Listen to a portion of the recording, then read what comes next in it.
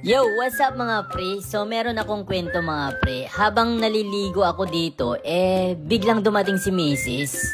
At may hatid siyang balita sa akin. Galing daw sa Parlight, iniimbitan daw ako. Wow, ang lupit nun ah. So ako naman, syempre, isang karangalan yon. Kaya ayun, guna, wagad. Lipad! So ayan mga pre, nandito na nga kami sa hotel. Pero ibang hotel.